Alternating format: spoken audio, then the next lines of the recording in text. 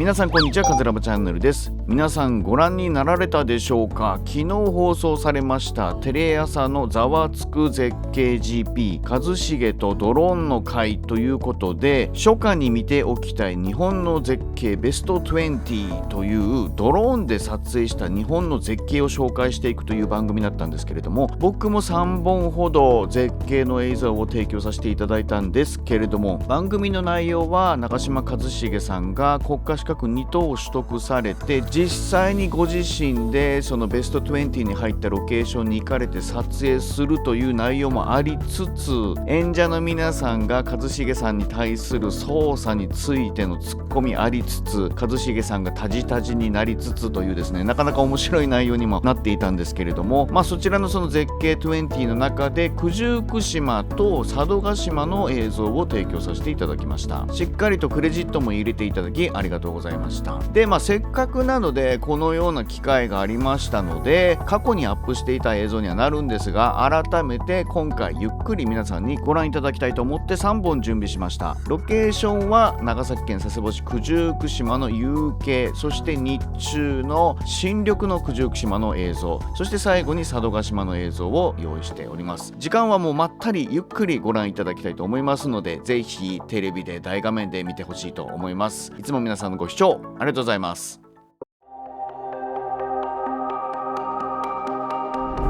Breathing slowly, the smoke might burn your eyes.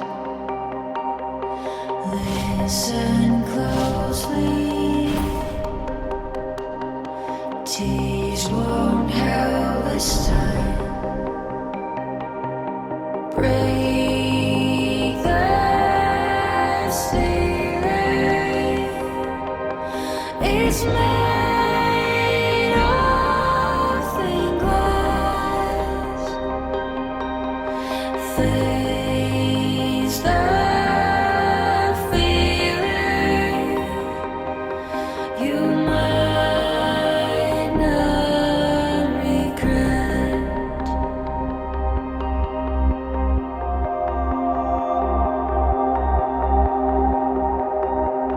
Blackened roses, lively in the sky. Strong devotion, good shit before it dies. Break the ceiling.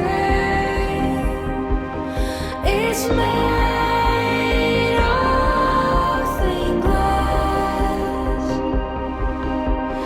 Face the feeling. You might not regret.